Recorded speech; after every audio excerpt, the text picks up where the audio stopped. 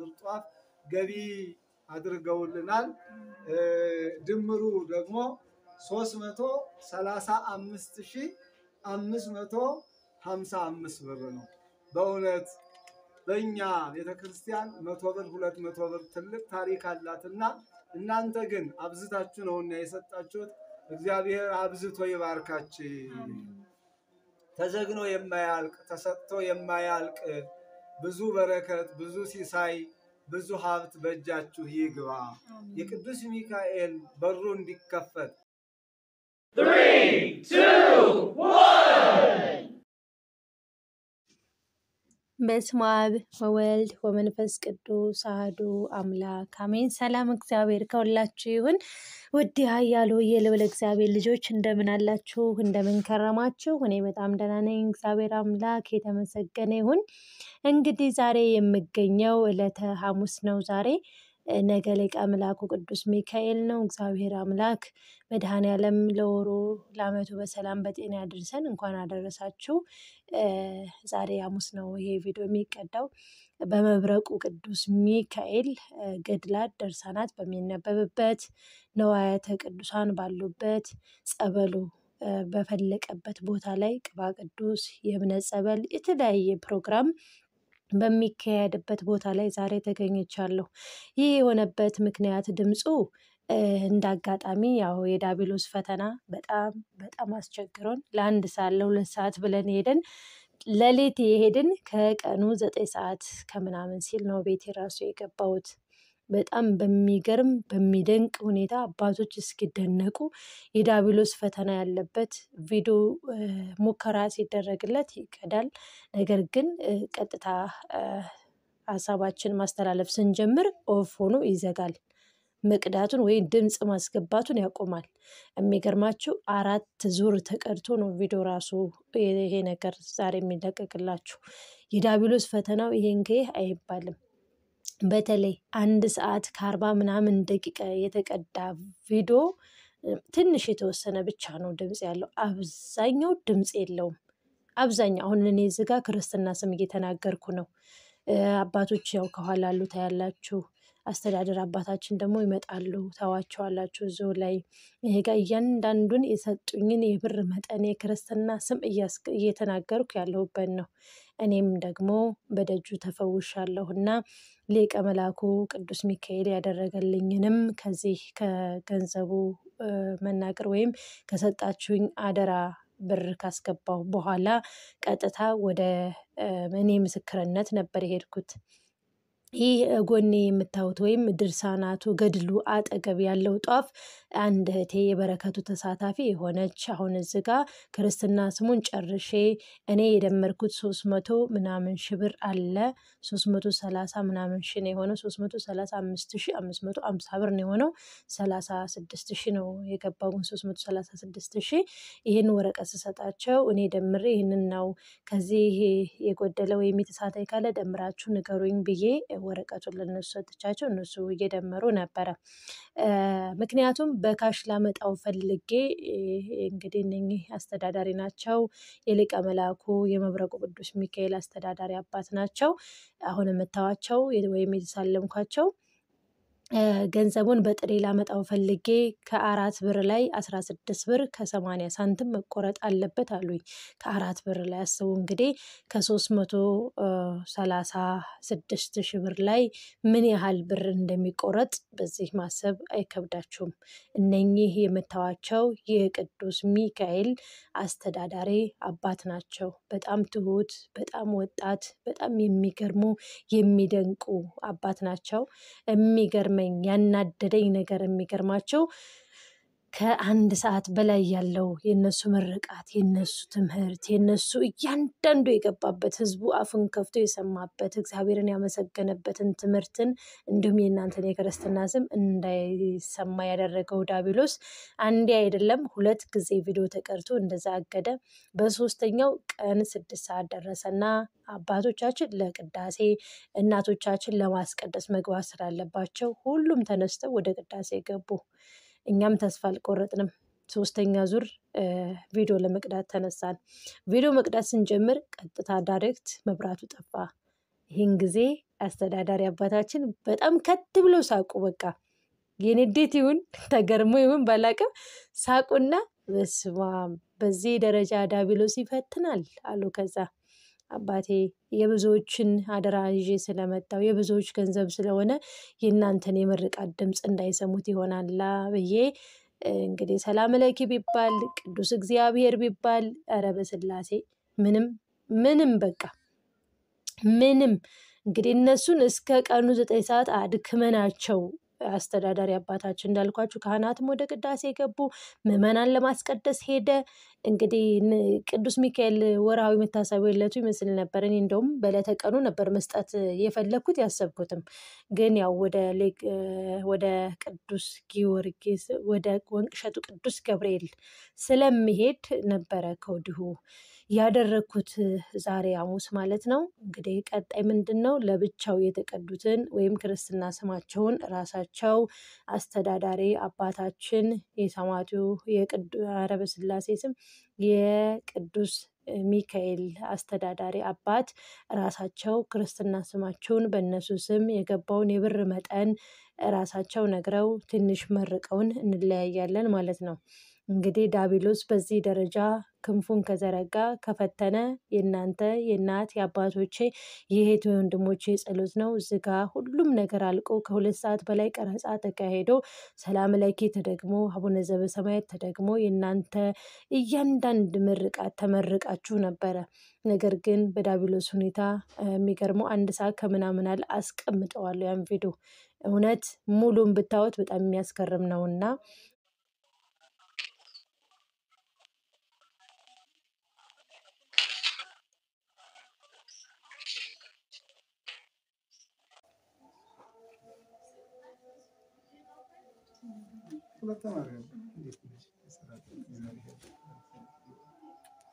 እንዴት ነሽ?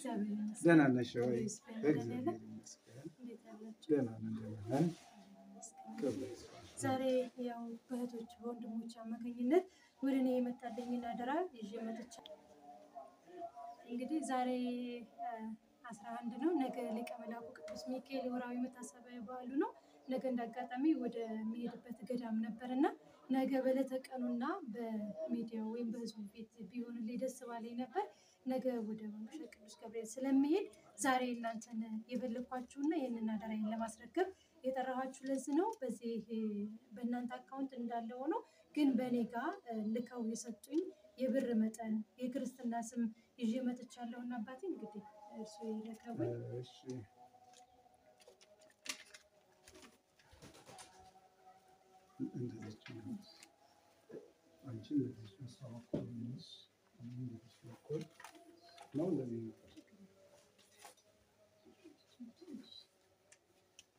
ይገባል፣ ድምጻችንም ይገባል። ውድ የወለተ ማርያም ዩቲዩብ ተከታታዮች ወለተ ማርያም የእናንተን አደራ ለመወጣት በአካውንታችን ገቢ የሆነውን እያንዳንዱ በወረቀት ይዛ የክርስትና ስማችሁን ጽፋ እንዲጸለይላችሁና የሰጣችሁትን ስጦታ በቅዱስ ሚካኤል ፊት አቅርባለችና በእውነት ቃሏን ሰምታችሁ ሚዲያውን ያቀረበችውን ተከታትላችሁ ይህንን በጎ ተግባር ያቀረባችሁ የሰራችሁ ውድ ልጆቻችን በያላችሁበት ቅዱስ ሚካኤል ይጠብቅልን። በእውነት ደስ የሚል ትልቅ ተሳትፎ ነው። እመቤቴ ከእናንተ ጋር ትሁን። ወለተ ኢየሱስ ወለተ ዮሐንስ የቅዱስ ሚካኤል የበረከት ጥሪ የበረከት ብር ነውና የታሰረው እንዲፈታ የተዘጋው እንዲከፈት እናንተም የበኩላችሁን ድርሻ በወለተ ማርያም በኩል ያበረከታችሁት ወለተ ዮሐንስ 31230 ብር ገቢ ሆኖልናል። ገብረ ስላሴ 29200 ብር ገቢ ተደርጎልናል። ወለተ ገብርኤል 29600 ብር ገቢ ሆኗል። አስካለ ማርያም 10000 ብር ገቢ ተደርጓል። ወለተ ሰንበት 20370 ብር ገቢ ሆኗል። አስካለ ማርያም 10360 ብር ገቢ ሆኗል። ወለተ ቃሉ ደግሞ እግዚአብሔር እንዲሁ አብዝቶ ይሰጣልና 70,000 ብር ገቢ ተደርጎልናል። ወለተ ኢየሱስም 39,000 ብር ገቢ ሆኖልናል። ወለተ ስላሴ 18,840 ብር ገቢ ተደርጎልናል። አመተ ጻድቅ 2,000 ብር ገቢ ሆኗል። ወለተ ኪሮስ 3,570 ብር ገቢ ሆኗል። ወለተ ማርያም ደግሞ 51,600 ብር ገቢ ተደርጎልናል። ወለተ ኪሮስ 19,285 ብር ገቢ ሆኖልናል። ስሜን እግዚአብሔር ያውቀዋል ያሉ 500 ብር ተጨማሪ ገቢ ተደርጓል። ወለተ ሩፋኤልም ቅድም ያያችሁትን ጧፍ በ857 ብር ህይወታቸው እንዲበራ እግዚአብሔር በማዳን እጁ እንዲፈውሳቸው ቅዱስ ሚካኤል ፈጥኖ እንዲደርስላቸው የ857 ብር ጧፍ ገቢ አድርገውልናል። ድምሩ ደግሞ 335,555 ብር ነው። በእውነት በእኛ ቤተክርስቲያን 100 ብር 200 ብር ትልቅ ታሪክ አላትና እናንተ ግን አብዝታችሁ ነውና የሰጣችሁት። እግዚአብሔር አብዝቶ ይባርካችሁ። ተዘግኖ የማያልቅ ተሰጥቶ የማያልቅ ብዙ በረከት፣ ብዙ ሲሳይ፣ ብዙ ሀብት በእጃችሁ ይግባ። የቅዱስ ሚካኤል በሩ እንዲከፈት፣ ሰንሰለቱ እንዲበጠስ፣ የተዘጋው የታሰረው እንዲፈታ፣ የተዘጋው እንዲከፈት የበኩላችሁን ድርሻ ተወጥታችኋልና ለእናንተም የእድል በሮች ይከፈቱላችሁ። የጽድቅ በር፣ የመዳን በር፣ የሥራ በር፣ የስኬት በር ይከፈትላችሁ። የምትሰጡት አያሳጣችሁ። በምትኖሩበት ቅዱስ ሚካኤል ጥላ ከለላ ጋሻ መከታ ምርኩዝ መደገፊያ ሆኖ ይጠብቃችሁ። ከክፉ ስራ፣ ከክፉ ቀን፣ ከክፉ ሰዎች ይጠብቃችሁ። እመቤቴ በዘርፋፋው ቀሚሷ ትሸፍናችሁ። ወለተ ማርያምም የእናንተን አደራ የእናንተን ኃላፊነት ወስዳ በዚህ እንቅፋት በበዛበት ሞት በበዛበት ብዙ አደጋ በሰው ልጆች ላይ በሚፈራረቅበት በዚህ ዘመን ሳይሸራረፍ ሳይጎድል ይልቁንም ከሷም ጨምራበት ብዙ በረከት ሰጣለችና እግዚአብሔር አምላክ ለሷም ያገልግሎት ዘመኗን ይባርክልን። በእውነት በእጅጉ ድንቅ ነገርን አድርጋችኋልና እግዚአብሔር አምላክ ለእናንተም ድንቅ ነገርን ያድርግላችሁ። ታሪክ ተቀይሮ የተዘጋው ተከፍቶ የታሰረው ተፈቶ አጥሩ ተነስቶ የቅዱስ ሚካኤል የቅድስት ኪዳነ ምሕረት የቤተ ክርስቲያን ግቢዋ ተከብሮ ለማየት ያብቃ። ለእናንተም እግዚአብሔር አምላክ ክብሩን ጸጋውን ያብዛላችሁ። በእውነት ጤናችሁን ይስጣችሁ። የሷን ሚዲያ አይታችሁ የታዘዛችሁ ሁሉ ጤናችሁ ይታዘዛችሁ፣ ክፉ ሰዎች ይታዘዟችሁ፣ ስራችሁ ይታዘዛችሁ። በእውነት በቤተሰባችሁ በልጆቻችሁ የምትኮሩ የምትደሰቱ ያድርጋችሁ። ይህ አገልግሎት፣ ይህ ጸሎት፣ ይህ ምርቃት ለሁሉም ደግሞ ይደርስ ዘንድ ሼር፣ ሰብስክራይብ በማድረግ ለሁሉም እንዲዳረስ ሚዲያው አድጎ ሌሎች የበረከት ስራ የተዘጉ አብያተ ክርስቲያናት እንዲከፈቱ፣ ዕጣን ያጡ ዕጣን እንዲያገኙ፣ ጧፍ ያጡ ጧፍ እንዲያገኙ፣ ልብሰ ተክህኖ ያጡ ልብሰ ተክህኖ እንዲያገኙ፣ ንዋየ ቅድሳቱ እንዲሟላላቸው ሁሉም የበረከቱ ተሳታፊ እንዲሆን አድርጉ።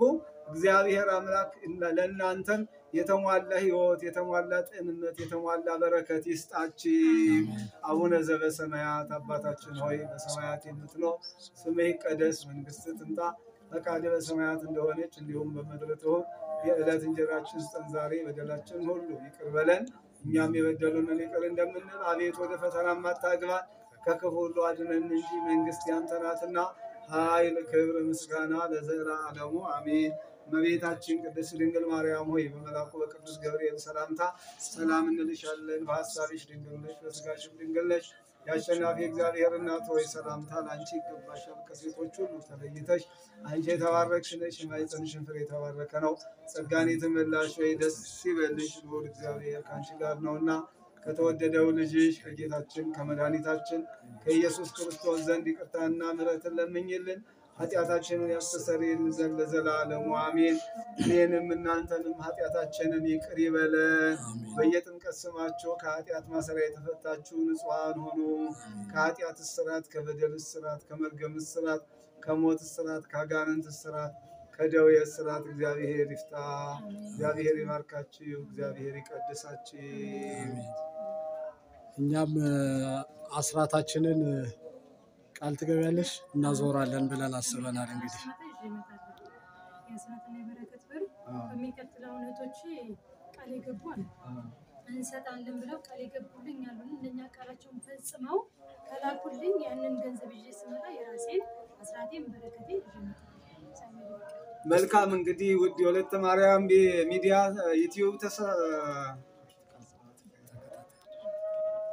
መልካም እንግዲህ ውድ የወለተ ማርያም ቲዩብ ተከታታዮች በአሜሪካም በአውሮፓም በኤዥያም በአረብ ሀገራትም በኢትዮጵያም በኤርትራም ያላችሁ ውድ ልጆቻችን ወለተ ማርያም በሚዲያዋ ከማገልገልም በላይ አስራት በኩራቴን እግዚአብሔር ከሰጠኝ ላይ አጠራቅሜ በቀጣይ ከእናንተ ዛሬ ካደረገችው በተጨማሪ ይዤ እመጣለሁ ብላ ቃል ገብታለች። ቃሏን የምትጠብቅ ቃሏን የምታከብር ለእናንተም ቃሏን ጠብቃ የምትታዘዝ የምታገለግል እህታችን ናትና መርቋት። እግዚአብሔር ጸጋውን ያብዛላት። እግዚአብሔር ከሁላችን ጋር ይሁን።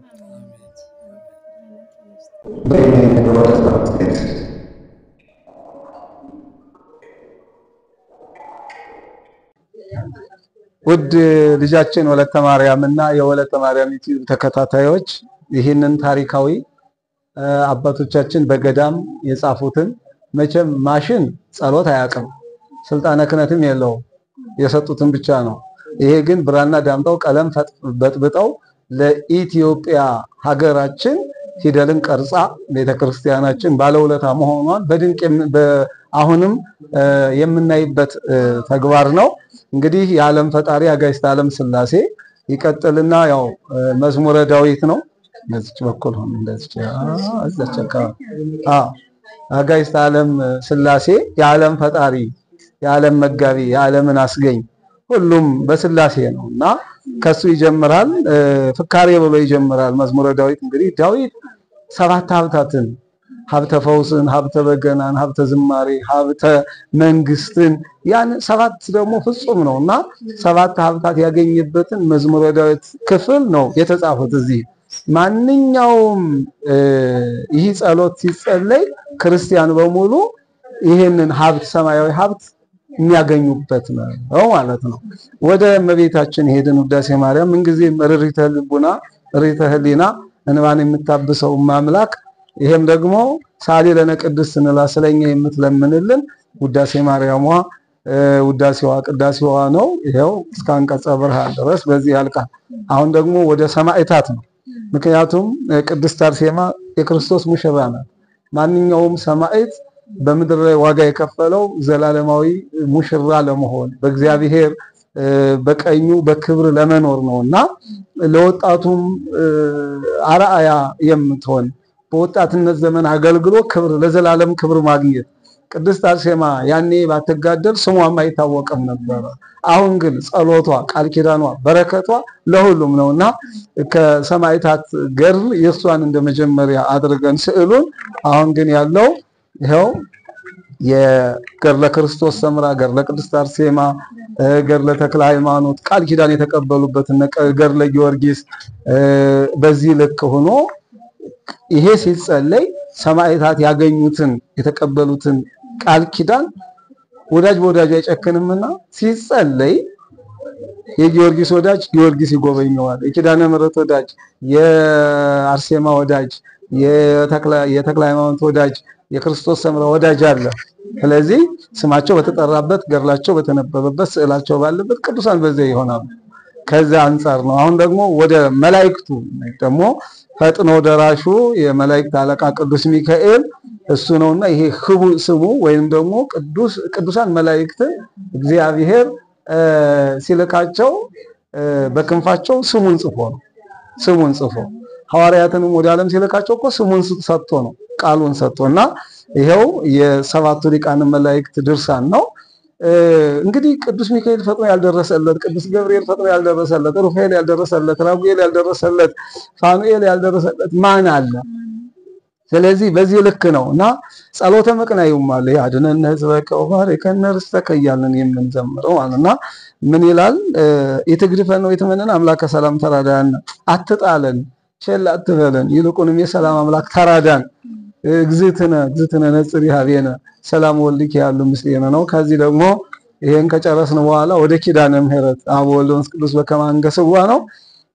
ኪዳነ ምህረት ማለት የምህረት ውል ማለት ነውና ሰባቱ ኪዳናት ከዚህ ይጀምራሉ ማለት ነውና ይሄው ከድርሳነ ኪዳነ ምህረት ጀምሮ ምን አለ? ትምህርተ ኅቡዓቱ አለ። ክርስቶስ ከመቃብር ከተነሳ በኋላ 40 ቀን 40 ለሐዋርያት ያስተማረበት ጸሎተ ኪዳኑ እግዚአብሔር ዘብርሃናቱ ይሄ ሰባቱ ኪዳናት ሰባቱ ውል የሚባለው ማለት አልተዋችሁም የሚል የድል ዜማ። ከዛ በኋላ ወደ መልክ ነው። መልካ ቅድስት አርሴማ፣ መልካ ኤዶም፣ መልካ ሚካኤል የሚጠናቀቀው ደግሞ ይሄው እንደምታዩት መልክዓ ኢየሱስ ነው። ኢየሱስ ማለት በቤተ ክርስቲያናችን መሰረትም ጉልላትም ነው። ኢየሱስን አያውቁትም የሚሉ እኛ በህይወት ነው የምናውቀው። ከስም አጠራሩ ጀምሮ እስከ ትንሣኤው ድረስ በልዩ የጸሎት ክፍል በልዩ ምስጋና በልዩ አምልኮ ኢየሱስ ክርስቶስን የድንግል ማርያም ልጅ የምታመልክ ኦርቶዶክስ ቤተክርስቲያን መሆኗ ከመልካ ኢየሱስ ሌላ ከሱ በላይ ሌላ ይጸልይ። የጸሎት ሁሉ መደምደሚያ ኢየሱስ ነው ማለት ነው። በቅዳሴም ከቅዳሴ በኋላ ከቆረብን በኋላ የሚጸልየው ኢየሱስ ነው። ከዚያ አምላኬ አምላኬ ስንለው ይላል ማለት ነውና ይህ አገልግሎት ነው እንግዲህ ያለው። ከዛ በኋላ ደግሞ ቅድም እንዳያችሁት ይሄ የክርስትና ስም እንግዲህ የሁሉ ቃል ኪዳን የሁሉ ቅዱሳን ባሉበት ነው።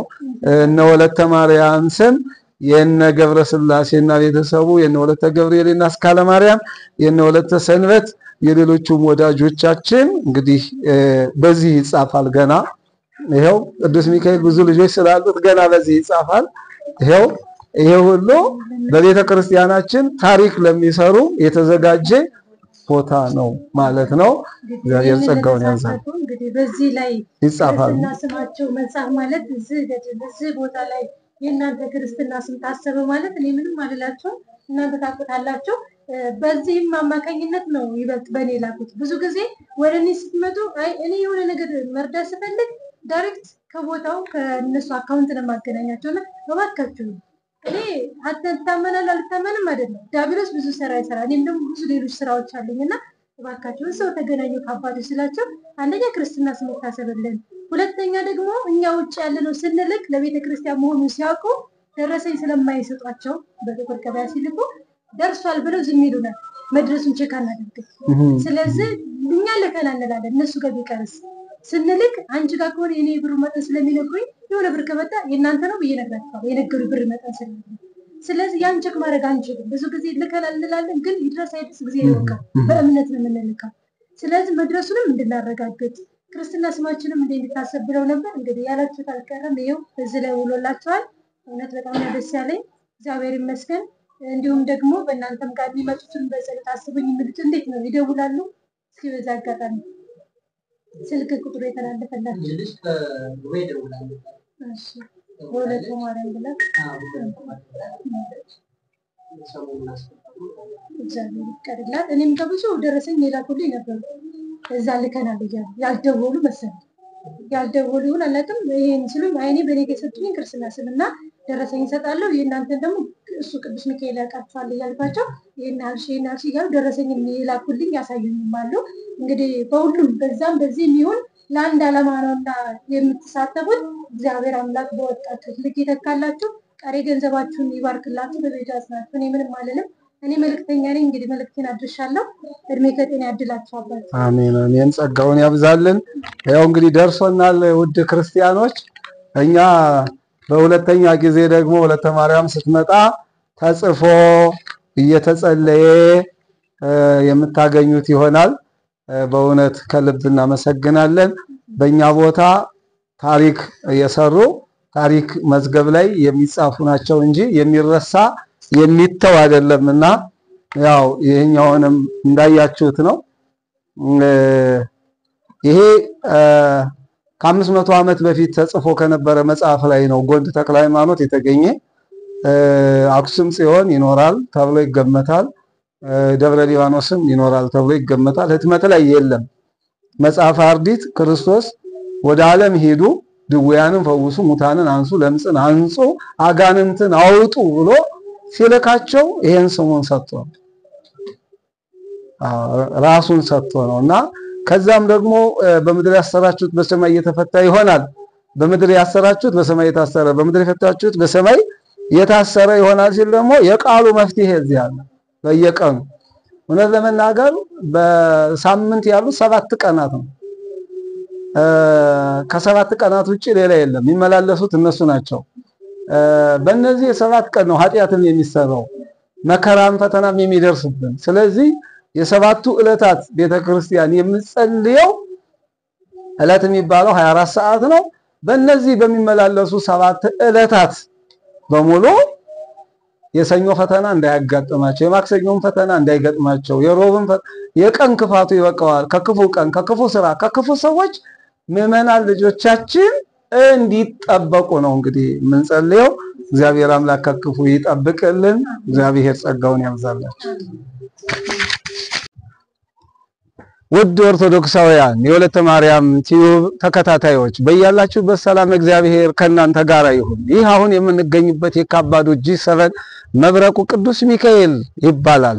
አሁን ደግሞ የምንገኝበት ቦታ 12 ቀፎ ንብ ያለበት በአመት 3 ጊዜ ንቦቹ የተቆረጡ ለምዕመናን የማር ጸበል እምነት ለዚያውም በዋንጫ ተጸልዮበት የሚሰጥበት ቦታ ነው። እንደምትመለከቱት በዘመናዊም በባህላዊም አሉ፣ ሁለቱንም ያማከለ ነው። እንግዲህ እነዚህ ንቦች የሚቀስሙት አበባ ወይም ዛፉ እዚሁ እጣን የሚታጠን ነው። እንደገናም ደግሞ ዙሪያውን የሚሰሙት ድምጽ የአዕዋፋት ድምጽ አይደለም፣ የሌላ የመኪና ድምጽም አይደለም፣ የገርል ድምጽ ነው የሚሰሙት ማለት ነው። ንቦቹ ራሱ መንፈሳውያን ናቸው። ስለዚህ የሚያሸቱት ወይም ደግሞ የሚቀስሙት ከአየርም የዕጣኑ መዓዛ ነው ያለው ማለት ነውና በዕጣኑ የታጠኑ እዚሁ በጸበሉ የፈለቁ ያደጉ አበቦችን እጽዋትን ቀስመው የሚሰጡት ማር ለሕሙማን ፈውስ ድህነት የሚሆን ነውና ይህ ቦታ ታሪካዊ ቦታ ስለሆነ ሁላችሁም ደግሞ በኮሜንት እውነት ነው ይለይብኛል ቅዱስ ሚካኤል ቅዱስ ሚካኤል ቅዱስ ሚካኤል ቅዱስ ሚካኤል እያላችሁ ፍቅራችሁን ግለጹ። ሰው የሚችለውን ነው የሚሰጠው። ውድ ክርስቲያኖች አንዳንዱ የተማረ የትምህርቱን ይሰጣል፣ የጸሐፊ የጽሑፉን በብዕሩ ይሰጣል፣ የተደረገለት በአንደበቱ ምስክርነት ይሰጣል። ያየ ደግሞ ቢያንስ ቅዱስ ሚካኤል ሁሉን ይችላል፣ ቅዱስ ሚካኤል የእግዚአብሔር ባለሟል ነው፣ ቅዱስ ሚካኤል ለኔ ፈጥኖ ደራሽ ነው፣ ቅዱስ ሚካኤል ለኔ ልዬ ነው፣ ይለይብኛል ሚካኤል ይለይብኛል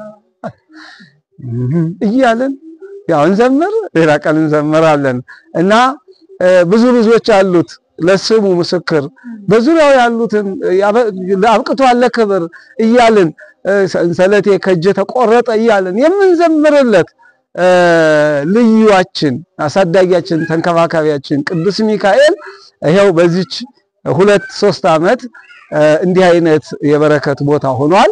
ዛፎቹ ራሱ እንግዲህ 3 ዓመት ሰኔ ነው የሚሆናቸው ከተተከሉ ማለት ነው። ጸበሉም በ9 ወሩ ነው። ቤተክርስቲያኑ ነው 3 ዓመት የምንለው እንጂ ጸበሉ የዛሬ 2 ዓመት ነው ስራ የሰራው ማለት ነው።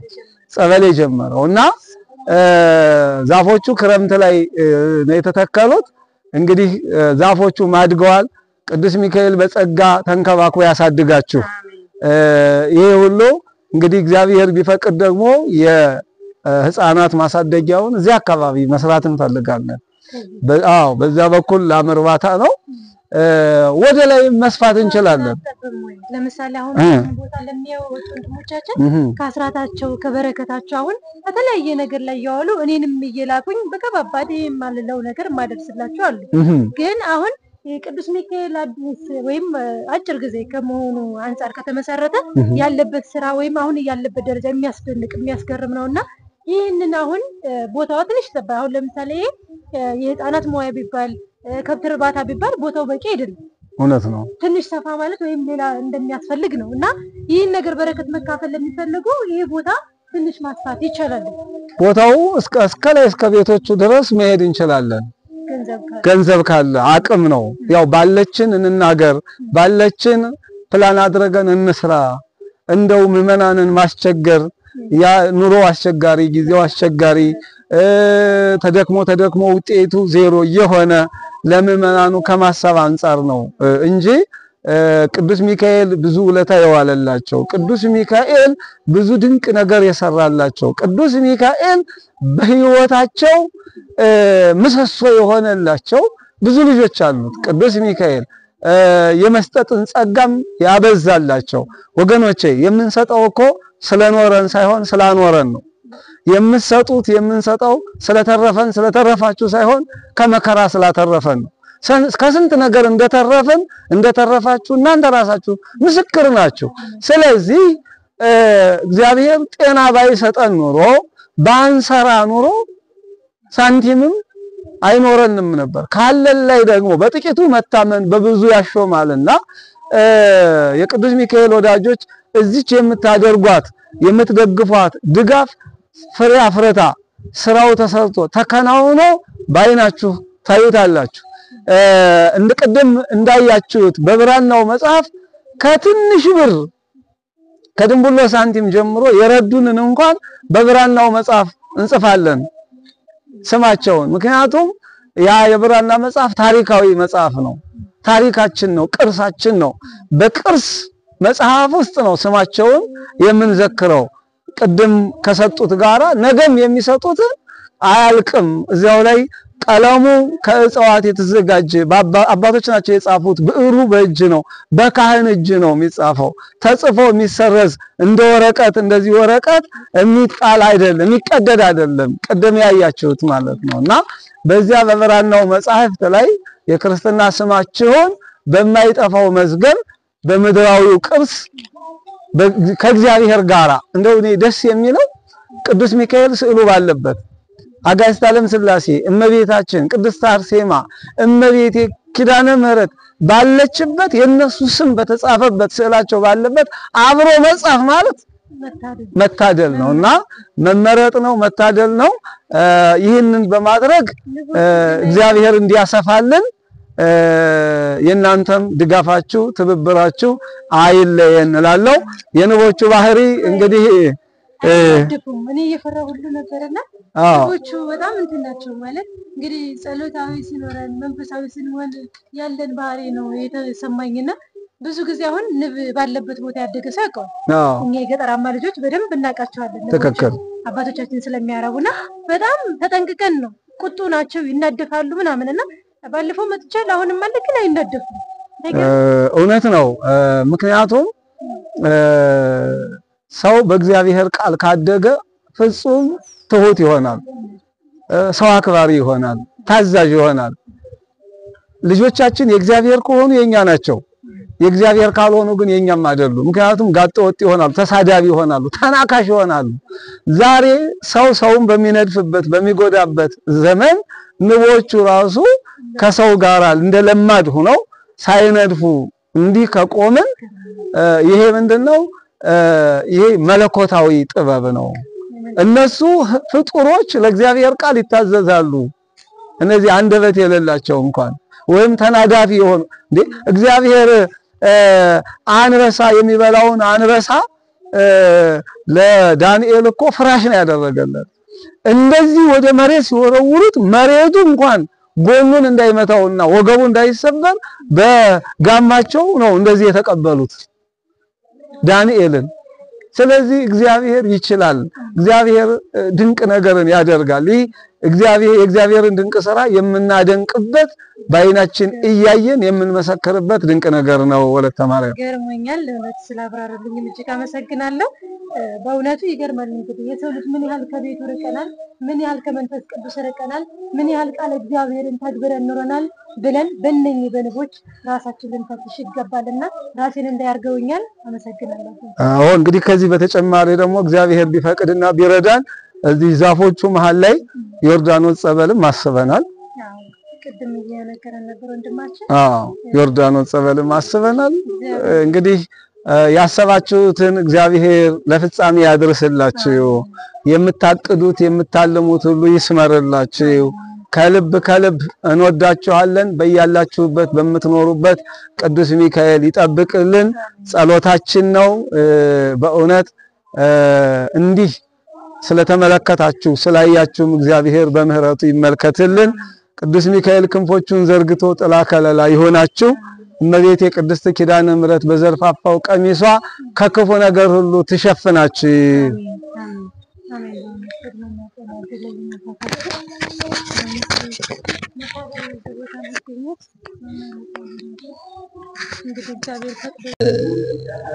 እንደተመሰረተ በተለይ ቤተ ሰዓል ይባላል የጸበል ቤቱ ማለት ነው።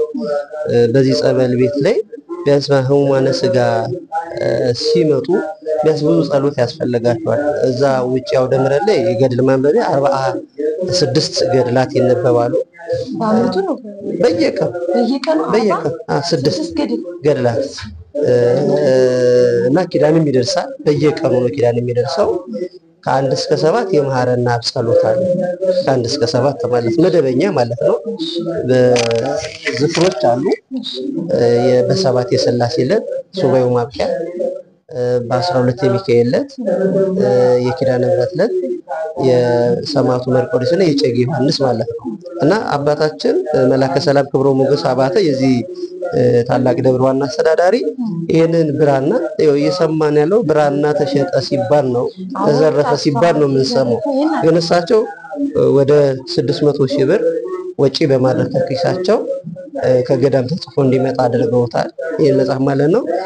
የአጋዕዝተ ዓለም ሥላሴ አለ፣ መዝሙረ ዳዊት አለው። በቃ ሙሉ ጸሎቶች ናቸው። ውዳሴ ማርያም አለ በየአንዳንዱ ምዕራፍ ማለት ነው። ቅድስት አርሴማ ገድል አለ፣ መልካ ኢየሱስ አለ፣ መልካ ብርሃን፣ አንቀጸ ብርሃን፣ ቅድስት አርሴማ ገድሏ፣ የተለያዩ የቅዱሳን አባቶቻችን ገድል በዚህ የክርስቶስ ሰምራ፣ የሰማዕቱ ቅዱስ ጊዮርጊስ፣ ድርሳነ ሚካኤል አለ። በተለይ ይሄ በዚህ አይነት ልክ ላይ ድርሳነ ገብርኤል፣ ድርሳነ ኤዶም፣ መልካ ኤዶም፣ የእመቤታችን የኪዳነ ምሕረትም ድርሳኗ በአጠቃላይ ደረጃዎች ላይ ይሄ በየቀኑ የሚደርስ ጸሎት ነው።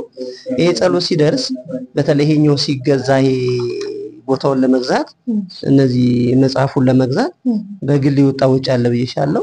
ያንንም ለማሰብ ሰዎች የራሳቸውን አሻራ አኑረዋል። በዚህ ላይ ማለት መጀመሪያ ተገዛ፣ ከተገዛ በኋላ ላይ በቃ በዚህ ሂደት ውስጥ ላይ እናግዛቸው በሚል ስመ ክርስትናቸው 40 ሺህ 50 ሺህ እየሰጡ እንግዲህ ውድ ተመልካቾቼ እናንተ እንደዚህ አይነት የብራና ገድል ስንክሳር እያንዳንዱ መልክም ቢሆን በብራና ስትገዙ የክርስትና ስማችሁን በዚህ መልኩ ያርፋል።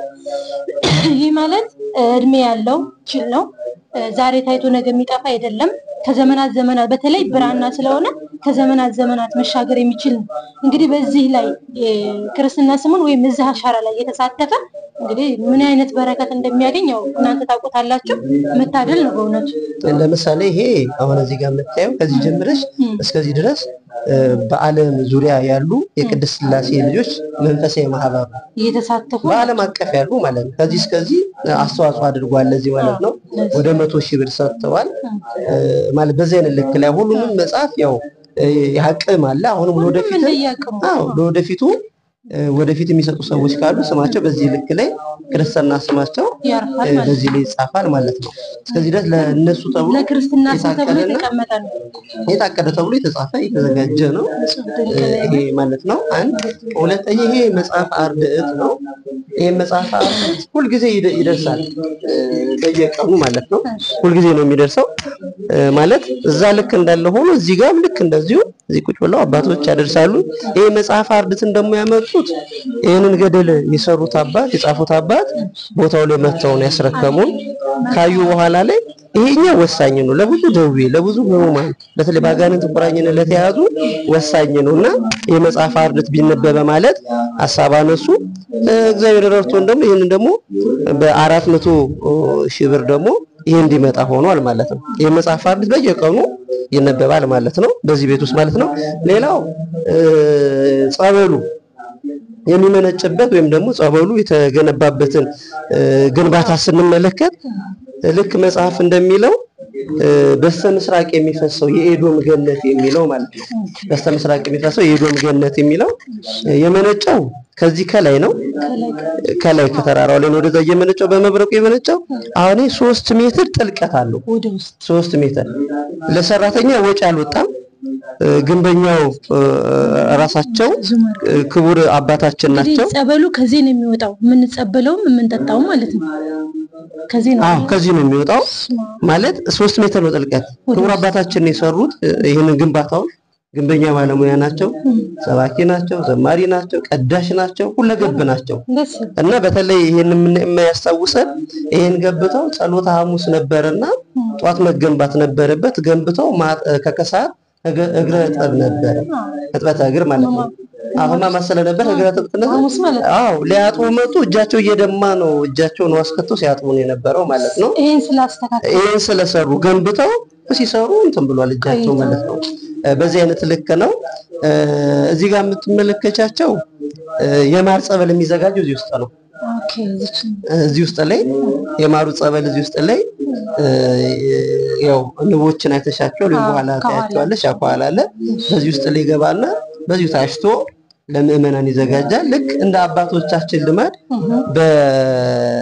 በመጠጫው ቀንድ ማለት ነው ታሳቢ ተደርጎ ነው የሚመጣው ማለት ነው። ማለት ባህል ላለመርሳት እነዚህን ስራዎች ጋኖች ጠፍተዋል። ስለዚህ ሁለት ነው። አንድ ውስጠኛው ተላለ በዚህ አይነት ልክ ላይ በዚህ ስፍራ ላይ የሚደረገው ማለት የማር ጸበሉ ማክሲመም ስኬል ለተመልካቾች በአዲስ አበባ ለሚኖሩ ብዙ ተመልካቾች አሉ። ብዙ ማሰባሰቢያችን ሲነግሩን ነበር። እኛ እዚህ ሆነን እንዴት አላየነውም እኔ እኮ እዛው በላዩ ቤቱ ጋር ነኝ ምናምን ነገር ያሉኝም አሉና እስኪ አሁን እዚህ ቦታ ላይ ጸበሉ እንዳለው ሆኖ የመብረቅ ቅዱስ ሚካኤል ምን ይካሄዳል? የቅባ ቅዱስ የምረ ጸበልና መቼ ምን ከ1 እስከ 7 መደበኛ የምህላ ጸሎት አለ። ከ1 እስከ 7 ማለት ነው። ከ1 እስከ 7 መደበኛ ምህላ ጸሎት መሐረና ጸሎት ማለት ነው አለ። ልክ 7ኛው ቀን ስታልቅ የባቄላ የንፍር ውሃና ዳቦ ይታደላል ለምእመናን ማለት ነው። በ12ም የሚካኤል ልክ እንደዚህ ዳቦ ንፍሮና የንፍር ውሃና ንፍሮ ይታደላል በየወሩ ማለት ነው የማይቋረጥ ማለት ነው። በ16ም ልክ እንደዚሁ በ29ም በ25ም ልክ እንደዚሁ ይሄን ቀን ሁሌ የማይቋረጥ ነው። 29 ለየት የሚለው የማር ጸበሉ ይታደላል። በ29 ነው ለእጨጌ ዮሐንስ ቃል ኪዳን ተሰጣቸው። በተለይ ጥር 17 የሰማዕቱ ጥቅምት 17 የሚቆረጥ ማር መድኃኒትነት አለው። ቃል ኪዳንም አለው ለሰማዕቱ እስጢፋኖስ ማለት ነው። የዛ የተቆረጠ ተቀምጦ ሆኖ ለምእመናን መድኃኒትነት በተለይ ይሄንን የጠጡ የማር ጸበሉን የጠጡ አንደኛ አንዲት ልጅ ለወንድሟ ሚስት ማለት ነው መውለድ አትችልም። አሜሪካ ነች ያለችው። ይሄን ጸበል አጠጥታ ልካላት ማለት ነው። ጠጡት። በወሩ ሲመረመሩ ግን ጸንሳለች እና ካንሰር የካንሰር በሽታዎችን ፈዋሽ ነው የማር ጸበሉ። ከዚህ በተጨማሪ እጤዎች ሆስፒታል ተወስኖባቸው ለሕክምና ይሄንን ሲጠጡ ድህነትን እያገኙ ነው። ከዚህ ውጪ ባለ ሂደቶች ላይ የቅባ ቅዱስ በሳምንት 3 ቀን ረቡዕ፣ ዓርብና እሁድ የቅባ ቅዱስ የማይቋረጥ ማለት ነው። ማለት የፈለገ ሰው ቢመጣ በተለይ ሮብና አርብ እሁድ ብትመለከቺ በጣም ብዙ ህዝብ ነው ያለው። ለመናገር የሚያዳግታል ማለት ነው። ያ ሁሉ ሰው በስነ ስርዓት ተቀብጦ ሳይቀባ የሚወጣ የለም። ምክንያቱም አገልግሎቱ በጣም ከልብ በሆነ አገልግሎት ነው የሚሰጠው። ከዚህ በተጨማሪ ከማር ጸበሉ ባሻገር ቅዳሜ ደግሞ የገድል የማዘል መርሃ ግብር አለ።